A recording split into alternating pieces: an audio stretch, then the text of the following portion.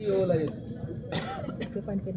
ला येतो आणि तो जी आर त्यांच्या माध्यमातून तुमच्या संघटनेनं समग्र लढा दिला आहे. अशा पद्धतीची पेपरला बातमी येते, त्या लढ्याचा तुमच्याशी काही संबंध नाही. डायरेक्ट पेपरला बातमी येते अशा पद्धतीचं जिल्हा परिषद महिला परिचारांचं या ठिकाणचं वेतन वाढलेलं आहे. याच्यामध्ये कुणाचा काही संबंध नाही. जी आर कुणाच्या कोणतरी एखादा उठून म्हणतो माझ्याकडे अशा पद्धतीचा जी आर आलेला आहे की तुमच्या वेतनामध्ये 3000 वाढ झाली, तुमचं वेतन 6000 झाले. असं कसं होतं? आता उद्या कुणाची तरी बैठक आहे म्हणून मी ऐकलं. मी तुम्हाला सांगतो या ठिकाणच्या प्रशासनाला माझी आता आम्ही साहेबाकडे जाणार आहोत, कळकळीची विनंती करणार आहे. उद्याचा जी आर खोटा दाखवून या मायमावल्यांना वेगळ्या पद्धतीचा मार्ग दाखवण्याचा कोणी प्रयत्न करत असेल या ठिकाणची भारतभूमी त्यांना क्षमा करणार नाही. कायद्याचा धाक ते कुणाला दाखवायचा दाखवा, आम्ही भीमाचे सैनिक कुणालाच भेट न. याचं कारण एक आहे, बाबासाहेबांनी हा आम्हाला संविधानाच्या माध्यमामधून दिलेला नैतिकतेचा अधिकार आहे. काही लोक म्हणले या महिलांच्या पाठीशी तुम्ही कशा उभा टाकलात. मी म्हणलं ज्यावेळी चूल आणि मूल एवढीच संकल्पना महिलांना होती त्या टायमाला क्रांती सूर्य महात्मा ज्योतिबा फुले यांनी महिलांची पहिली शाळा काढली. सती जावं लागत होतं बायाली. त्या टायमाला नवरा जर मेला तर त्या भगिनींना उचलून सरणावर मनात नसताना इकडे द्या मला, तुम्हीच घ्यायला इकडे द्या की एक माझ्याकडे. आणि त्या बाया तशाच जळून खाक व्हायच्या. मी तुम्हाला सांगतो त्या टायमाला या प्रथा बंद करण्यासाठी डॉक्टर राजाराम मोहन राय आणि इंग्रज जनरल लॉर्ड बेंटिंग यांनी केलेल्या प्रयत्नामधून सतीची चाल बंद झाली. म्हणजे महिलांना न्याय मिळाला. महिलांच्या न्याय हक्कासाठी सतोदित आपला लढा आहे. आज तुम्हाला सांगतो युवा भीमसेनेच्या माध्यमामधून जर एखाद्याची लेखमाता नांदवीत नसतील, एखाद्याच्या लेखमातेचा छळ केला जात असेल, अशा जवळपास 3000 महिला आम्ही त्यांच्या घरी नांदायला पाठवल्या. बऱ्याच जणांच्या कोर्टात केसेस चालू आहेत. मग लक्षात घ्या, महिलांच्या योगदानाला महिलांना न्यायदानाचं काम आज आपल्या संघटनेच्या माध्यमातून होतोय. जी आर कोणाच्या हातामध्ये शासनाचा पडत नाही. कोण तुम्ही जी आर घेणारे हातात? काय संबंध आहे? तुमची पगार देतं कोण? शासन. प्रत्येक वेळेस तुमचा कोण भत्ता देतो? शासन. तुमच्या ह्याच्यावर जमा होतंय का नाही? तुमचा भत्ता खात्यावर जमा होतो आणि या आरोग्य विभागाच्या माध्यमातून जातो. मग एखादा संघटनेवाला कोणतरी जाऊन उभा टाकलं आणि त्याला जी आर कसा देतो? मी जर उद्या गेलो त्या महिला परिचर महासंघाच्या कार्यक्रमामध्ये मोठाड भाषण केलं, साहेब त्यांचा जी आर बघू बरं मला कसं देते. कुणीतरी यायचं काहीतरी भुलतापा टाकायच्या आणि तुमचं घर बिचकवायचं काम चालू.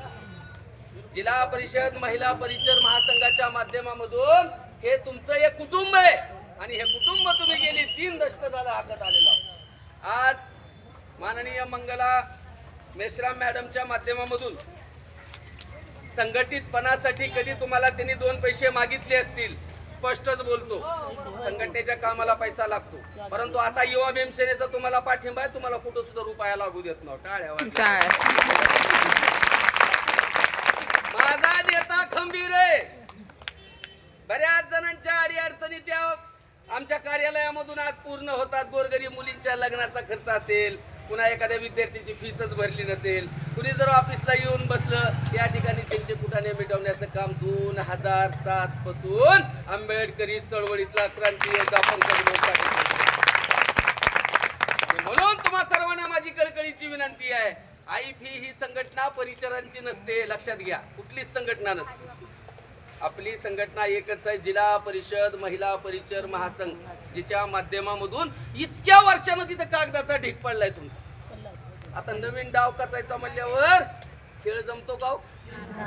कुणीतरी एखादा येणार नवीन डाव कचणार तुम्हाला सांगणार आम्ही तुमच्यासाठी न्यायिक व्यवस्था निर्माण करता. हे साफ खोट, साफ खोट, साफ खोट, खोट बोलायचं काय चाललंय. मग त्याच्या माध्यमामधून ही अशा पद्धतीचं कार्य या ठिकाणी चालत असताना आज तुमची प्रमुख मागणी, तुम्ही तुमचा हक्क मागताय. कुणाला या ठिकाणी काही जबरदस्ती करत नाही तुम्ही शासनाला. बाबा आम्हाला अर्धवेळ काम दिलं जातंय, अर्धवेळ म्हटलं जातंय, अर्धवेळाचा कामगार म्हटलं जातंय, परंतु तुमच्याकडून दिवसभर फुल काम करून घेतलं जातं. बोलूच नका हो. थोडं थांबा म्हणावं थोडं. तर त्यामुळं आज तुम्हाला या ठिकाणी किमान वेतन आयोगातून पगार वाढ झाली पाहिजे, यासाठी आपला मूळ लढा आहे. किमान वेतन भेटलं पाहिजे तुम्हाला. ते किमान वेतन कसं असेल? आजच्या महागाईला बघून 100 रुपये देतंय शासन, दिवसभर तुमच्याकडून काम करून घेतंय. ज्या बापाचं ज्या आईचं ते लेकरू असतं, ते लेकरू सगळ्यात अगोदर या महिला परिचरच्या हातामध्ये असतं जन्माला आल्यावर. हे घाण झालेलं लेकरू पुसायचं तुम्ही, तिथली घाण काढायची तुम्ही. माता मावल्यानं ओपन बोलतो, ती सगळी घाण काढायची तुम्ही. आणि ते मूल मोठ्या हौसेनं पुन्हा बापानं आजीनं सगळ्यांनी घेऊन आपल्या अंगा खांद्यावर खेळवायचं. ते लेकरू ईश्वराच्या दारातून सरळ आल्याबरोबर पहिल्यांदा माझ्या या माता मावल्यांच्या हातामध्ये असतं. आणि तेच लेकरू हे जग नंतर बघतं. म्हणून आज तुम्हाला या ठिकाणी शासनाला माझी कळकळीची विनंती आहे की शासनानं या महिलांचा या 30-40 वर्षामध्ये, या 50 वर्षामध्ये विचार केला नाही. जवळपास 20 रुपयापासून, 30 रुपयापासून, 50 रुपयापासून आतापर्यंत काम करणाऱ्या ह्या माझ्या माता भगिनी आज यांना 3000 पर्यंत तुम्ही आणलेला आहे. म्हणजे दिवसभराची 100 रुपये पगार तुम्हाला आहे. 100 रुपयामध्ये तेलाचा पुडा तरी येतो का? नाही. मग बाकीची किलोभर साखर कुठून न्यायची, पतीची पुडी कुठून न्यायची, घरातला बाळ्या रडायला असतो त्याला चॉकलेट कुठून न्यायचं. लेक आलेली असते, त्या लेकीला लुगडं साडी कुठून करायची, जावायला कपडे कुठून करायचे. नवरा तर या जगाचा निरोप घेऊन गेलाय. बऱ्याचशा विधवा माता मावल्या या ठिकाणी. कोणतरी टाळ्या वाजवा. सगळ्यात मोठा पडलेला हा प्रश्न आहे की त्या माता माऊलीनं काय करायचं.